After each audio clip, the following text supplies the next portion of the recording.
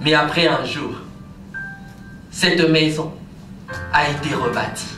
Alléluia. Et la Bible, j'aime bien l'histoire de Job. Le Seigneur nous montre combien il pouvait gagner plus ce qu'il avait perdu. Et la Bible nous montre combien les enfants de Job étaient plus beaux. Ses filles étaient plus belles. Alléluia. Voilà pourquoi la Bible quelque part dit la gloire du second temple sera supérieure à la gloire du temple précédent. C'est juste pour nous dire, bien aimé, c'est vrai quand il faudrait bâtir et détruire plutôt. C'est dur. Détruire certaines choses dans nos vies, bien aimé, engage certains sacrifices, engage certains regrets. Mais bien aimé, Paul a compris ces choses et il a dit, tout ce qui était pour moi comme un gain, je les ai considérés comme une perte à cause de Jésus-Christ. Il y a des choses dont nous devrions être prêts à perdre. Il y a des choses dont nous devrions être prêts à détruire dans nos vies. Parce que les choses que tu n'arrives pas à détruire aujourd'hui, te détruira demain. Alléluia. Les choses que tu n'arrives pas à détruire aujourd'hui, te détruira demain. Voilà pourquoi j'étais en train de dire oui, quand Dieu étant le diable, quand il détruit dans la vie d'un homme, c'est vraiment pour te ruiner, c'est pour te faire du mal. Mais 1 Jean, le chapitre 3, le verset 8 est en train de dire que le Fils de l'homme apparut afin de détruire les œuvres de l'ennemi. Peu importe ce que le diable vient faire dans ta vie, mais lorsque le Fils de l'homme, lorsque notre Jésus-Christ paraît, il vient détruire tout ce que le diable a eu à bâtir dans ta vie. Et je prie que c'est dans cette matinée que réellement le Seigneur Jésus-Christ puisse paraître dans tes activités, puisse paraître dans ta famille, puisse paraître dans tes entreprises, afin de pouvoir, bien aimer, détruire les œuvres du diable dans ta vie. Peu importe était la longueur de l'immeuble que le diable pouvait construire ou bâtir dans ta vie, mais à cause de l'apparition du Fils de Dieu, qui est Jésus-Christ, je prie que tous les immeubles que le diable a eu à bâtir dans ta vie s'écroulent dans le nom de Jésus-Christ. De la même manière qu'il pouvait crier, de la même manière qu'il pouvait parler à la tempête, silence, tais-toi, et je viens ordonner dans le nom de Jésus que toutes les entreprises de l'ennemi qui ont été bâties dans ta vie soient détruites et s'écroulent dans ta vie, dans le nom puissant de Jésus-Christ. Amen. Amen. Bien aimé, il y a des choses, j'étais en train de dire, que nous devrions détruire dans nos vies. Parce que le Seigneur, quand il détruit, bien aimé, il vient aussi pour rebâtir autrement. Alléluia. Le diable te détruit afin de te ruiner complètement. Mais lorsque c'est Jésus qui vient détruire certaines choses dans ta vie, bien aimé, c'est pour te bâtir aussi autrement. Afin que la gloire, comme j'étais en train de dire, du second temple soit supérieure. Voilà pourquoi ce que tu perds aujourd'hui ne représentera rien par rapport à ce que tu gagneras demain. S'il faut détruire ensemble avec Jésus, détruis de tout ton cœur. J'ai aimé ce que le pasteur disait tantôt. C'est vrai que nous voyons peut-être une porte de l'autre côté, mais nous ne savons pas la porte de l'espérance qui s'ouvre de l'autre côté. Voilà pourquoi avec Jésus, quand tu détruis à droite, bien aimé, détruis de tout ton cœur. Parce que tu ne sais pas ce que l'Éternel est en train de bâtir avec toi à gauche. Alléluia. Et parmi les choses dont nous devrions réellement, bien aimer, détruire dans notre vie, le Seigneur m'a aidé à comprendre que je peux en énumérer 4. Nous devrions commencer par détruire notre chair. Alléluia. Voilà pourquoi Jésus-Christ lui-même pouvait le dire que détruisez ce temple. Et dans 3 jours, je le rebâtirai. Et la Bible dit qu'il était en train de parler de son propre corps. Ce corps dont le pasteur était en train de dire tantôt, qui devait être réellement crucifié à la croix pour ta rédemption et pour ma rédemption. Et si le Maître avait accepté d'aller à la croix, à combien plus forte raison vous et moi ne serons-nous pas prêts à laisser une destruction de notre corps, à laisser une destruction, je dirais mieux, de notre chair. Quand vous lisez ensemble avec moi dans Galates le chapitre 5, et nous sommes au verset 16, et nous pouvons aller jusqu'au verset 22, 23, 24. La Bible est en train de dire ceci. Marchez selon l'esprit, et vous n'accomplirez point le désir de la chair. Parce que la chair a des désirs contraires à l'esprit. Et la Bible dit ils sont opposés. Tu veux vivre la joie dans ta vie? Tu aimerais réellement célébrer une bonne fête avec le Seigneur? Commence par détruire ta chair. Commence par détruire ta chair. La Bible est en train de dire ceci. Les œuvres de la chair sont. Est-ce qu'on peut lire ensemble? J'aime bien ce passage-là. Galates le chapitre 5. Merci. La Bible est en train de dire ceci. Galates le chapitre 5, le verset 16. Je dis donc, marchez par l'esprit, et vous n'accomplirez point les désirs de la chair. Car la chair a des désirs contraires à l'esprit, et l'esprit en a le contraire à la chair. Ils sont opposés l'un à l'autre, afin que vous ne fassiez pas ce que vous voudriez.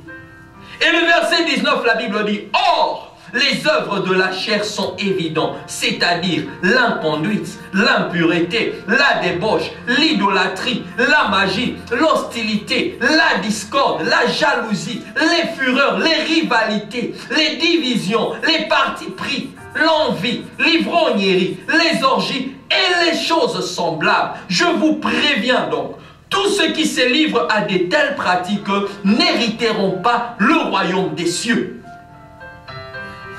En d'autres mots, tous ceux qui se livrent à de telles pratiques ne verront pas réellement leur bonheur, ne verront pas la joie, ne célébreront pas la fête comme il se doit. Mais si nous aimerions bien célébrer la fête avec le Seigneur, si nous aimerions bien voir certains accomplissements de la promesse de Dieu dans nos vies, on doit être prêt, bien-aimés, à détruire notre chair. La Bible est en train de dire, non, la main de l'Éternel n'est pas trop courte pour te sauver. Nous sommes dans Ésaïe 59. La main de l'Éternel, elle n'est pas courte pour sauver, ni son oreille trop dure pour entendre.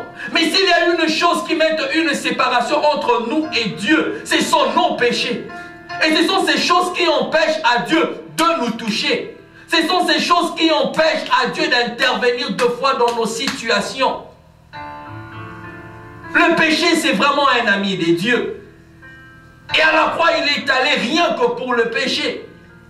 La Bible dit, c'est pour le péché qu'il est mort.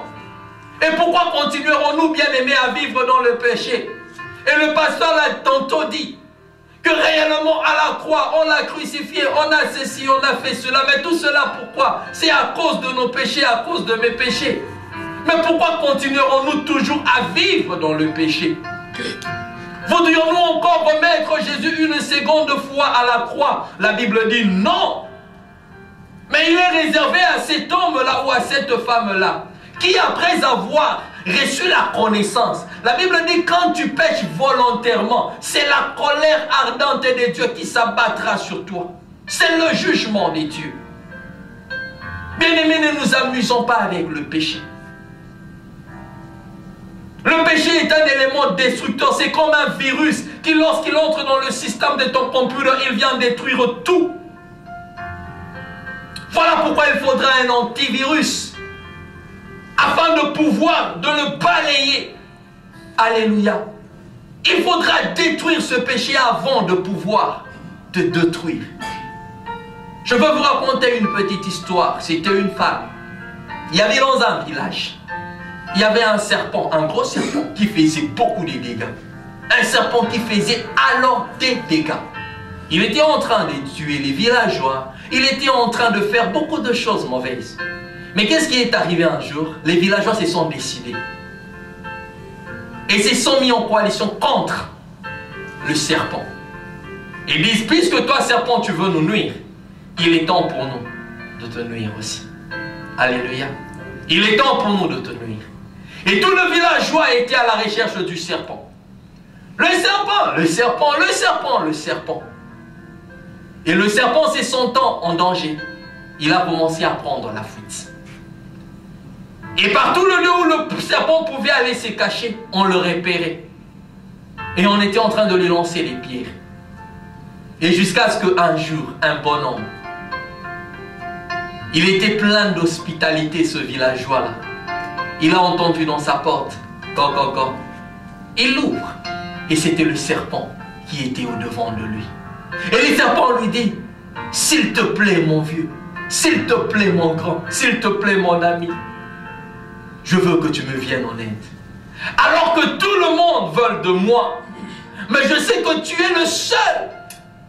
Tu es la seule personne qui peut encore me venir en aide. Accepte de me cacher dans ta maison. Et je te promets dans l'avenir, je serai aussi prêt à te protéger lorsqu'un éventuel danger guettera ta vie. Le villageois, plein de compassion et plein d'hospitalité, ouvrira la porte au serpent. Et au serpent d'entrer. Et quelques villageois qui pouvaient voir le serpent entrer dans cette maison-là viennent et commencent à frapper à la porte. Toc, toc, toc. Et le serpent se dit, ah, je suis cuit. Qu'est-ce que je peux faire, mon ami? Et le villageois est en train de regarder le serpent. Ben, je ne sais pas, juste cache-toi peut-être sous le lit. Il dit, mais non, sous le lit, on va me repérer rapidement. Il dit, bon, ça va, ok. Si sous le lit, on va te repérer rapidement, entre ne fût-ce que dans les closettes. Et, ah, là, d'ailleurs, ils savent bien que j'aime bien me cacher dans des endroits pareils. Alors il dit, mais tu veux que je te mette où? Va dans le congélateur, pas moyen. Va ceci, pas moyen. Et le serpent lui donne une idée. Il dit, je sais que partout où tu chercheras à me cacher, les gens vont me repérer. Juste ouvre ta bouche et laisse-moi entrer.